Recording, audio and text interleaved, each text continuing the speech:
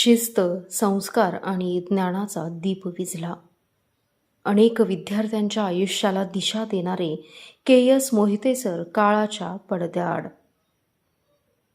आपण शिकलो नाही, निदान आपली मुलं शिकली पाहिजेत या विश्वासाने पूर्वीचे पालक आपल्या लेकरांना शिक्षकांच्या भरोशावर शाळेत पाठवत असत.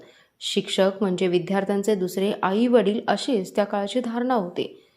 विद्यार्थ्यांची घरची परिस्थिती, अभ्यास, वागणूक आणि भवितव्य याची तितक्याच आपुलकीने काळजी घेणाऱ्या जुन्या पिढीतील शिस्तप्रिय आणि अभ्यासू शिक्षक के.एस. मोहिते सर यांच्या निधनाने शिक्षण क्षेत्रात हळहळ व्यक्त होतीये. 5वी ते 10वी वर्गातील विद्यार्थ्यांना गणित, विज्ञान आणि संगणक हे विषय शिकवणारे के.एस. मोहिते सर विद्यार्थ्यांमध्ये कडक शिस्तीचे शिक्षक म्हणून ओळखले जात.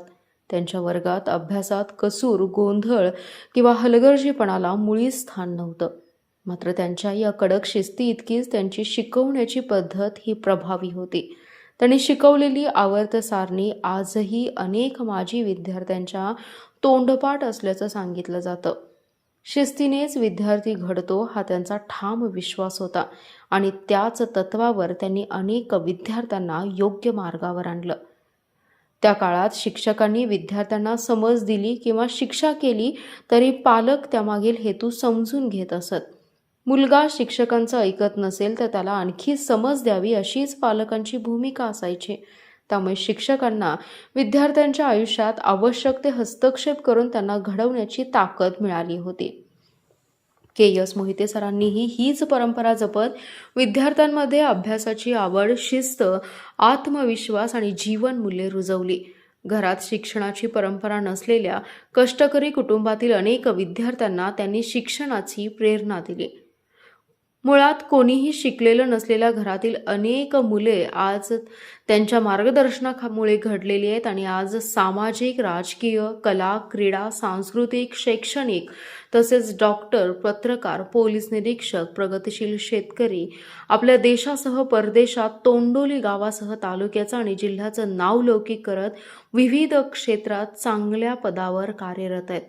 विद्यार्थ्यांना फक्त विषय शिकवणारे नव्हे तर त्यांचं भविष्य घडवणारे गुरु म्हणून के.एस. मोहिते सरांची ओळख होती.